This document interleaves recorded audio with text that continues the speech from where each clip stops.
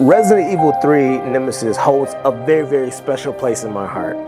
As a kid, it was actually the very first Resident Evil that I ever played. At the time, my best friend introduced the series to me, and we played it together on two separate TVs, but this was my first introduction to the Resident Evil series.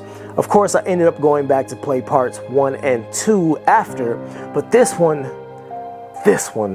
was something special. So the original dropped in September of 1999. That's well over 20 years ago for the PS1, and it was hailed as a masterpiece, okay?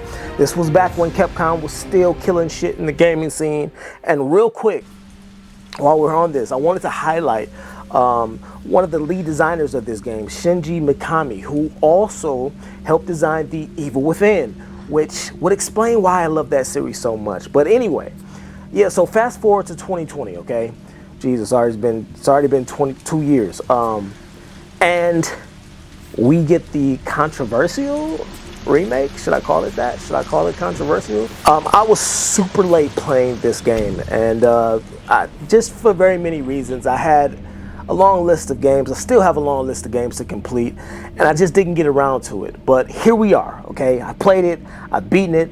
And so when I heard that they were first doing this remake, I was excited, all right? I was ready, especially coming off of the remake to part 2 that was so incredibly well done. So right from the jump, the remake shows you just how far we've been able to advance in technology, right?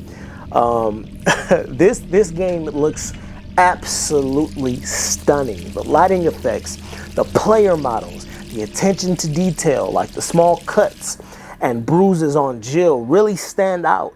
Jill looks amazing, and her voice work is top tier. In fact, everyone's voice work is top tier in this. So at the start of this remake pretty much throws you right into the heart of the chaos, which is exactly how the original started. But in the remake, the danger level is immediately immense compared to the original, because Nemesis, the Umbrella Corp's created freak of nature, is on your ass. And this is one of the changes in regards to the timing in which Nemesis shows up between the two games, because in the original game, you didn't have to deal with him immediately. You actually needed to progress a bit before he made his appearance. And to me, this affects the pacing of the remake, but in a good way, right?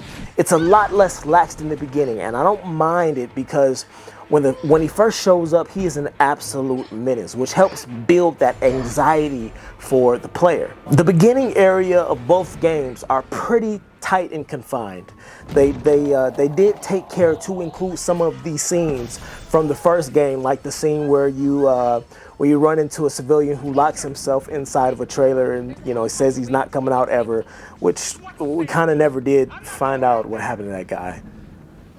Well, the city got blown to hell, so I guess we did. Never mind. Anyway, some of you who never got a chance to play the original will notice the positioning of the camera, right? In the original compared to the remake. I'll admit that there is something very nostalgic about that overhead fixed camera positioning of the original, which we all know changed to the over-the-shoulder viewpoint with the arrival of Resident Evil 4, which definitely worked out so much better. But the original was before the era of seamless flowing environment. So when you would move from one area to the next, there were these small little animations of opening doors and unlocking things.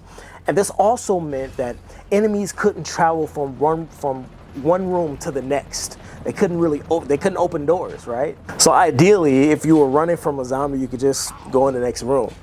But all that changed, right, with the addition of next-gen consoles. And when it came to saving at the typewriter, you needed, what? You needed ink cartridges. I'm still on the fence about that. I really don't know how I feel about it right now.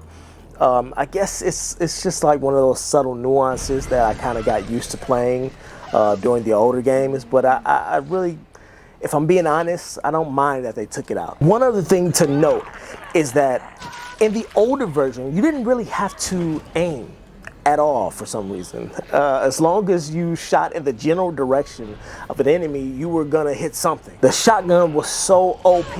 If you just aimed up, where heads were. You know, you had heads splattering all over the place. You could often kill multiple zombies with one shot that weren't even close together.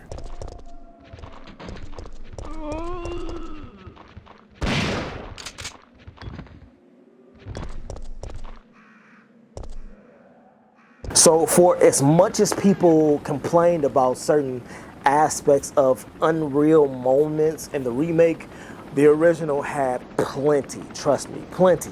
Like I heard Angry Joe say that Nemesis was much scarier in the original than he was in the remake. And that, you know, he's pretty much just annoying. And it's like, motherfucker, no he wasn't. I really think it's disingenuous. So maybe I shouldn't say that because, you know, that could be how he really felt. But I'll just say that I don't really think motherfuckers really remember what it was like to fight Nemesis in the original game. But I'm gonna remind y'all.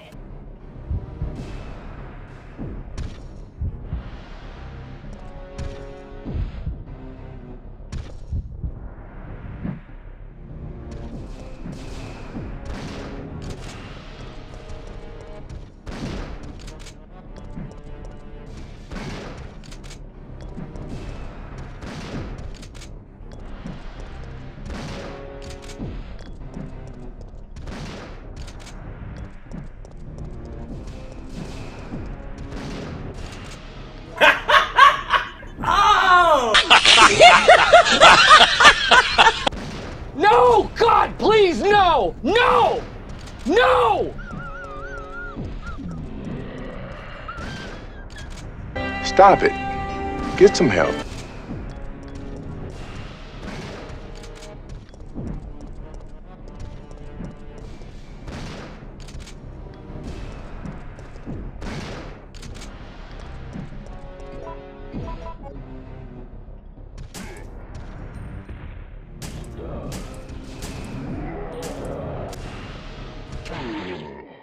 Surprise, motherfucker! Yeah, you see that shit? No enhanced speed, no agility. You could literally just run circles around his ass for like 15 minutes, all right? She ended that fight with a goddamn shank. And the guy that's playing this is playing on hard mode. And I'm gonna tell you right now, you try that shit on hardcore mode with the new Nemesis and these new zombies and see how that shit turns out for you. There's even multiple areas in this playthrough where my guy kills multiple packs of zombies with just a knife. And this was, again, hard mode. Needless to say, that's not happening in the remake.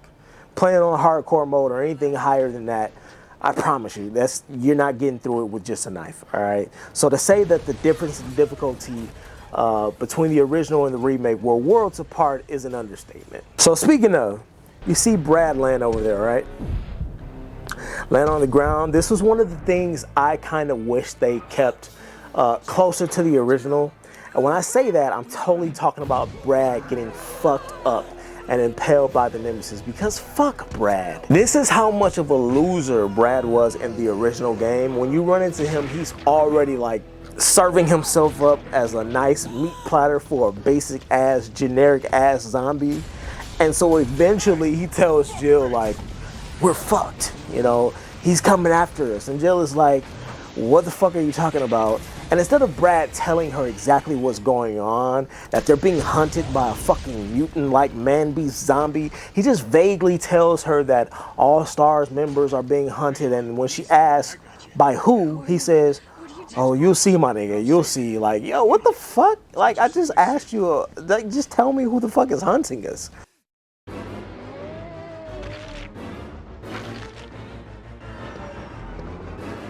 Get away!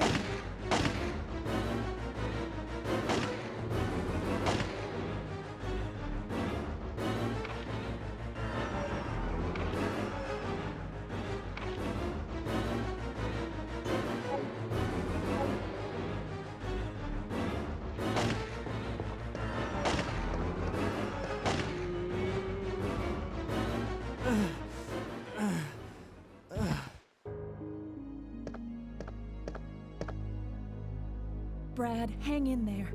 Why isn't someone doing something about this? I didn't know you were still alive, Jill. The police aren't trained for this kind of situation. What could they do? Listen, he's coming for us. We're both gonna die. What are you saying? You'll see. He's after STARS members. There's no escape. So anyway, yeah, fuck Brad. I'm glad they gave us a chance to get his weak ass the fuck up out of here, though. I would have preferred to see him get his shit pushed in by Nemesis again in the modern version. But Carlos was definitely better than he was in the original, because I hated Carlos in the original. So as I said before, they include many of the original locations of general map layouts from the previous game. And I think it's really dope to see what these places look like transformed and upgraded on the latest gen console. It's just very cool, and in its own way, it does provide that sense of nostalgia that you appreciate as an older gamer. The one thing that I will say, after watching a playthrough of the original, I feel like there were more things to do, as in, it was more task oriented, and there were more small places of interest. They weren't necessarily important things to do, but they just help fill up your time in the game to make it feel a bit more complete. And there are areas in the remake that were missed or left out entirely that were places of interest in the original, like the clock tower, which provided a pivotal scene in the original where the player thought they had escaped the nightmare, only for the helicopter to be shot down out of the sky by Nemesis, who was wielding a rocket launcher.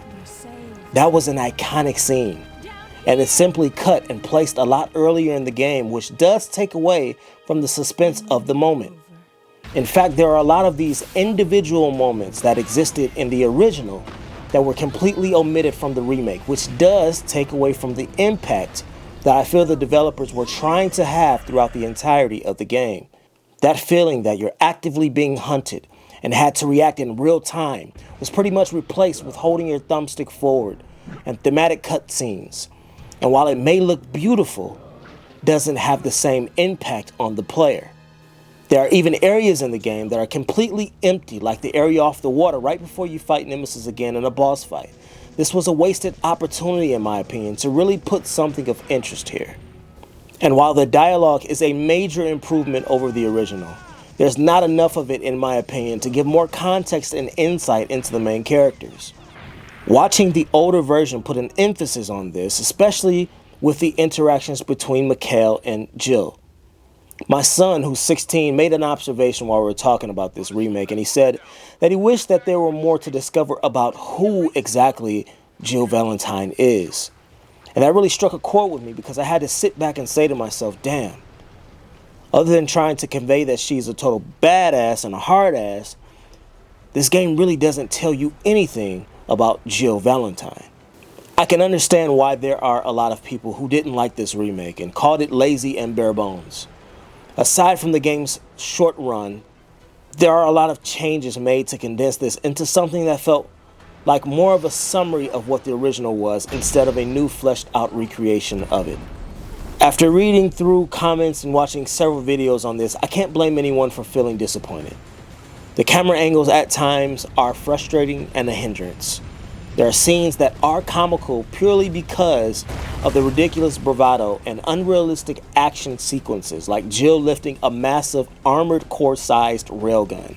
Listen, while I understand that as long-time OG gamers, we often want to protect the integrity of the games that paved the way, but I think we need to remember that they too suffer from the same problems highlighted in the very remake that we're talking about today, including a relatively short runtime. I'll admit that I believe a lot of the decisions made in the development of this game were to wow and visually appeal to the younger generation of gamers. Because let's face it, games back in the day required a greater attention span and focal commitment during a time when beautiful movie cutscenes and snappy, provocative retorts and bullet time motion effects were non-existent. I guess the question for me personally is, does the remake live up to the original in its creativity, storytelling, and design? And while many of you will answer, hell no, there are a few areas that I believe this recreation does shine in that make it worth the playthrough. and worthy enough to hold the name.